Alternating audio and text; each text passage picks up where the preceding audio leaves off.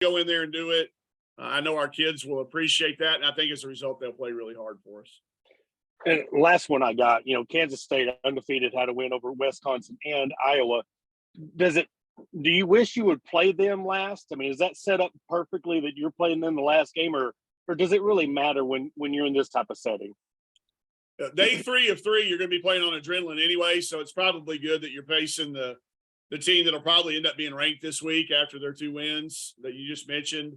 Obviously we've got a lot to play for. Chrissy playing there for a number of years. There'll be a lot of emotion in that game no matter what. There's not really a true champion of these things because they're predetermined. So, you're going to play them all 3. Maybe it gives you a little bit of extra energy on that last day when your legs are going to be tired, that you've got that, probably be the first game that will be an underdog in. I don't know how the Clemson game will fall just because Clemson's played a similar schedule to us, but it'll probably be our first game that we'll be an underdog in. So it's going to be fun to kind of see how our kids respond to the 3 and 3 days with the marquee game. I hate to say that because Clemson and Northern Arizona scored 100 points their last 2 games. So there's not an easy one. When you sign up for the Paradise Jam, you are bringing 0 and 3 into play. That's just the way the Paradise Jam works. There's been good teams go down there and come home 0 and 3 with a ruined Thanksgiving trip. So we'll try not to let that happen, but it's certainly on the table when you put that on your schedule. Oh, yeah. Thank you. Got it. Ethan? Yeah, Coach. Just how would you say that the depth this year stacks up to, I guess, some other years past, and how does that bode for you going and playing in a setting like this where you're playing? Our overall depth, we don't have the roster numbers that we normally have, but our playing depth's about the same. We've always played 8 or 9. We're there through 5 games, our rotation, and we've got some young kids. I think that we could play if needed. I'm never going to put a young player in a position that they're not ready to go out and perform in. So they're still working to get there, but I do like our rotation and depth. We didn't have to play anybody more than 25 minutes yesterday, which, playing 22 against the Joe Foley team's like playing 40. It wears on you.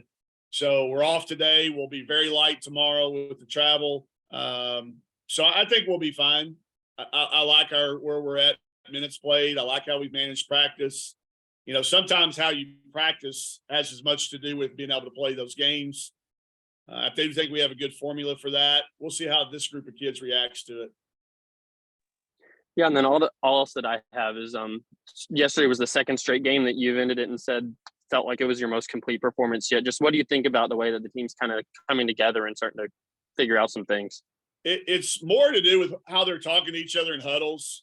I said something. I mentioned something to Mac the other night that she did something that is a next level move. She took the blame for something that wasn't her fault. And that's hard. That you don't see very many kids do that these days. She's doing that. Now we've got multiple people doing it. You've got people talking to each other instead of at each other. We're learning stuff like that. And I think it's getting everybody a little bit more comfortable. You've seen some breakout moments for, I think, everybody on our team. And I do think that is why we've played our most complete games, because we are talking to each other. We're adjusting better. Hey, we turned it over 4 out of our first 5 possessions yesterday, and that's very uncharacteristic. Didn't take a timeout. I let it work itself out, and I'm really glad that we did that because they did. They worked it out. And then we, even though we did turn it over a little bit too much, I think we had by far our highest shot quality and shot making of the season. So I hope that trend continues. Obviously, there's a plateau effect at some point, but I hope it's not anytime soon. We still got a lot of work to do. Thanks so much. Yep. Dudley? First of all, I apologize. I didn't realize we were doing it in trucks and cars today. But the guy there, Northern Arizona, what do you know about them? And also, you go to a lot. I've been to a lot of these different places. It's great outside the arena. It's not so great inside the arena, but you have a really nice place to play that they have here. Just talk about that a little bit. Well, that's the one thing that sets this event apart is some of the places you've been to. You know what they're like, the arenas. this has got it all. It's got an SEC quality, an NCAA tournament quality setting, gym, hard floors, working clocks, monitors. That's what makes the Paradise Jam one of the elite events to go to. So we were lucky to be able to get into it. Lucky that our school will allow us to play an event like it. It also attracts good competition as a result. People want to play it. There's a waiting list to get into this thing. So, like I said, over the years, I think we've got a healthy amount of knowing how much fun to have and when to turn it to business. But it is one of the premier deals. We're an honor to be a part of it. And I'm excited for our kids because they've really been looking forward to this, doing a lot of planning, and we're ready to get there. And then Northern Arizona, what do you know about them? Yeah. Sorry, forgot the first part. Go way back with Lori Payne. Lori, when my time in Seattle, Lori was the head coach at Seattle Pacific, right across town. She's a former UW Husky player. She's an alum, so I know Lori very well. Obviously she's got an up-tempo style. She's really built a cool little niche there. They've got a very clear identity of the types of players they're going to bring in to Northern Arizona. They're obviously starting to peak back-to-back 100-point games, very offensive minded, but she'll guard you too. She was a tenacious competitor as a player. And other than with me, a lot of teams take on their identity of their coaches. I don't ever want my teams to take on my identity.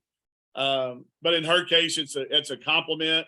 Her kids are going to play incredibly hard. They're going to be very well prepared.